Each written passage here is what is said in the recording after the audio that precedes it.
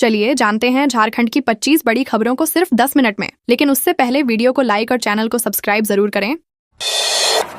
गिरिडीह में हाथियों ने रौंद निकाली धान की फसल। गिरिडीह में मंगलवार देर रात 20-25 जंगली हाथियों का झुंड आबादी वाले क्षेत्रों में घुस आया, जिससे ग्रामीणों में दहशत फैल गई। टेलोड़ी पंचायत, खुट्टा मोहल्ला और जमुआ मुख्य मार्ग के पास हाथियों की लगातार हलचल रही। झुंड ने खुट्टा मस्जिद के बगल की गली में एक बाउंड्री वॉल तोड़ दी और फिर खेतों की ओर बढ़कर किसानों की खड़ी धान की फसलें रौंद डाली। ग्रामीणों का कहना है कि हाथी पूरी रात खेतों में घूमते रहे, जिससे कई किसानों की फसलें लगभग बर्बाद हो गईं। जमशेदपुर के उलीडीह थाना से 200 मीटर दूर हुई चोरी। जमशेदपुर के उलीडीह थाना से मात्र 200 मीटर दूरी पर एक घर में मंगलवार रात लगभग 20 लाख रुपए के सोने चांदी के जेवर चोरी कर लिए गए। घर के मालिक पवन कुमार परिवार सहित आदित्यपुर में एक पारिवारिक कार्यक्रम में गए थे। देर रात लौटने पर उन्होंने मुख्य दरवाजे का ताला टूटा पाया और भीतर अलमारी से सभी गहने गायब मिले। घटना की जानकारी मिलते ही पुलिस मौके पर पहुंची और जाँच शुरू की। थाना के इतने करीब चोरी की वारदात होने से क्षेत्र में सुरक्षा को लेकर सवाल उठने लगे हैं। गिरिडीह के महेश मुंडा चौक पर बालू लदा ट्रक पलटा। गिरिडीह के महेश मुंडा चौक पर देर रात बालू से भरा ट्रक तीखे मोड़ पर अनियंत्रित होकर पलट गया। ट्रक सड़क किनारे की दुकानों पर चढ़ गया, जिससे वहां अफरा तफरी मच गई और 4 दुकानें बुरी तरह क्षतिग्रस्त हो गईं। हादसा इतना जोरदार था कि दूर तक धमाके की आवाज सुनाई दी और लोग घरों से बाहर निकल आए। हादसे के समय दुकानें बंद होने से बड़ी जनहानि टल गई। पुलिस के अनुसार ट्रक अत्यधिक गति से चौक में घुसा था और चालक मोड़ पर संतुलन खो बैठा। वृंदा करात पहुंची देवघर। देवघर में पत्रकारों से बात करते हुए भाकपा की वरिष्ठ नेता वृंदा करात ने बिहार चुनाव में चुनाव आयोग की भूमिका पर गंभीर सवाल उठाए। उन्होंने आयोग पर आदर्श आचार संहिता के पालन में विफल रहने और इसे लोकतांत्रिक प्रणाली पर हमला बताया। करात ने घुसपैठियों के खिलाफ दर्ज एसआईआर का जिक्र करते हुए पूछा कि क्या कोई घुसपैठिया मिला। साथ ही आरोप लगाया कि आयोग ने 65 लाख मतदाताओं के नाम सूची से हटा दिए, जबकि पलायन करने वाले लोग अब शिकायत भी नहीं कर सकते। कोडरमा में सड़क हादसे में युवक की मौत। कोडरमा थाना क्षेत्र के रांची पटना NH-20 के पास कॉल्टेक्स के पास देर रात हुए हादसे में 22 वर्षीय विक्की भुइया की मौत हो गई। वे दुधी माटी चौक से मोटरसाइकिल से घर लौट रहे थे, तभी एक अज्ञात वाहन ने उन्हें जोरदार टक्कर मार दी। टक्कर इतनी तेज थी कि वे सड़क पर दूर तक गिर पड़े और गंभीर रूप से घायल हो गए। स्थानीय लोगों ने तुरंत पुलिस को सूचना दी, लेकिन अस्पताल ले जाने पर डॉक्टरों ने उन्हें मृत घोषित कर दिया। पुलिस अज्ञात वाहन की तलाश कर रही है। झारखंड में सुबह कोहरा, दिन में धूप। 18 से 22 नवंबर तक झारखंड के अधिकांश जिलों रांची, बोकारो, गिरिडीह, हजारीबाग, रामगढ़, धनबाद आदि में सुबह हल्के से मध्यम स्तर तक कोहरा छाने का अनुमान है, जिससे दृश्यता प्रभावित रहेगी। मौसम केंद्र रांची के अनुसार कोहरा छटने के बाद आसमान साफ रहेगा और दिन में धूप निकलेगी। न्यूनतम तापमान में 2 से 3 डिग्री गिरावट दर्ज हो सकती है। 19, 20 और 21 नवंबर को भी यही मौसम बने रहने की संभावना है। उत्तरी और दक्षिणी झारखंड के कई जिलों में मौसम पूरी तरह शुष्क रहेगा। बोकारो सिटी सेंटर 4 बाजार में लगी आग। बोकारो के सिटी सेंटर 4 क्षेत्र में हरि मंदिर के पास मंगलवार रात घरेलू गैस सिलेंडर फटने से भीषण आग लग गई। आग तेजी से फैलते हुए 1 दर्जन से अधिक दुकानों को अपनी चपेट में ले लिया। लपटें और धुआं उठता देख स्थानीय लोग जुटे, लेकिन आग काबू में नहीं आई। सूचना पर बोकारो स्टील प्लांट और जिला प्रशासन की 4 दमकल गाड़ियां पहुंची और काफी मशक्कत के बाद आग बुझाई। तब तक अधिकांश दुकानें पूरी तरह जल चुकी थीं। हादसे में बड़ी आर्थिक क्षति हुई, हालांकि कोई जनहानि नहीं हुई।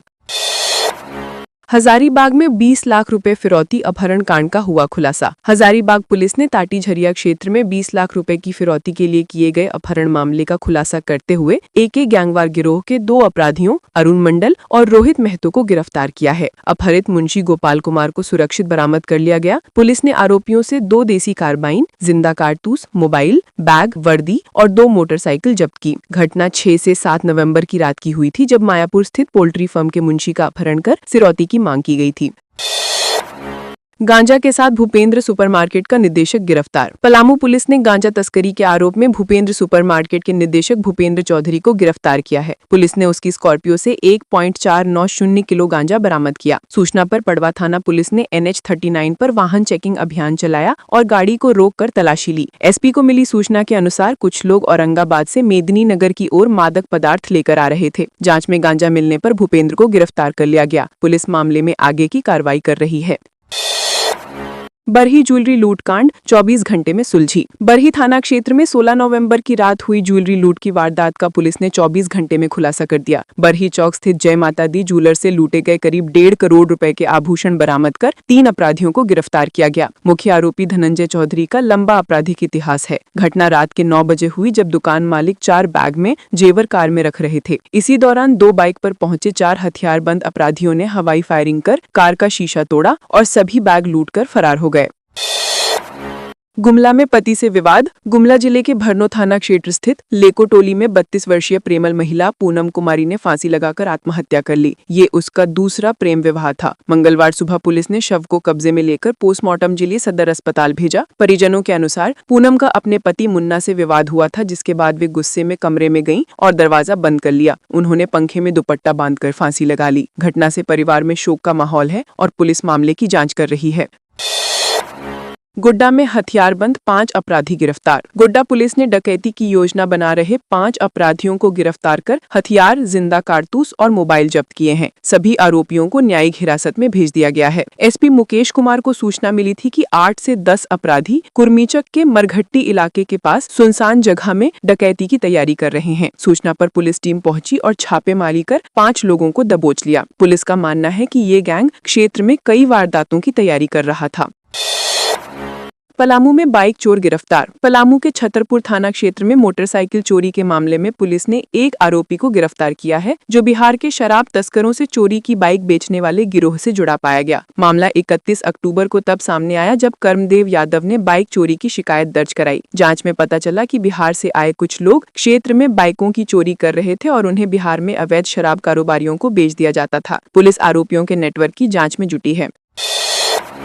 गिरिडीह में ट्रक ड्राइवर का शव बरामद। गिरिडीह जिले के बगोदर थाना क्षेत्र में जीटी रोड किनारे संतरूपी जंगल की झाड़ियों से एक शव बरामद हुआ। मृतक की पहचान बिहार के खगड़िया के 36 वर्षीय ट्रक ड्राइवर धीरज यादव के रूप में हुई। सूचना पर एसडीपीओ धनंजय राम और थाना प्रभारी विनय कुमार यादव मौके पर पहुंचे और इलाके की घेराबंदी कर जाँच शुरू की। पुलिस ट्रक के ठिकाने और मौत के कारण की जाँच कर रही है। प्रारंभिक अनुमान है कि घटना संदिग्ध है और इसमें क्रिमिनल एंगल हो सकता है।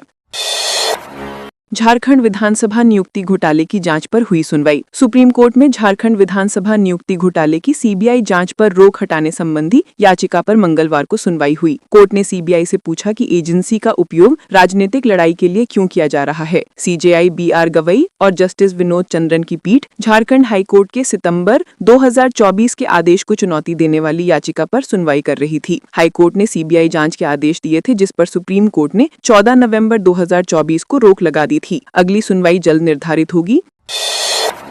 जमशेदपुर के बिरसा नगर लूटकांड का हुआ खुलासा। जमशेदपुर पुलिस ने बिरसा नगर थाना क्षेत्र में 10 नवंबर को विश्वकर्मा इंजीनियरिंग के कैशियर से हुई लूट का खुलासा कर 2 आरोपियों अजीत बेहरा और बाबू सरदार उर्फ नेपू को गिरफ्तार किया। पुलिस ने उनके पास से 1,23,000 रुपए नकद, एक देसी कट्टा, जिंदा कारतूस, स्कूटी और लूट की रकम से खरीदा गया मोबाइल बरामद किया। सिटी शिव शीश ने बताया कि इस वारदात का मास्टरमाइंड अजीत बेहरा ही था, जो उसी कंपनी में कार्यरत था और उसका आपराधिक इतिहास भी रहा है।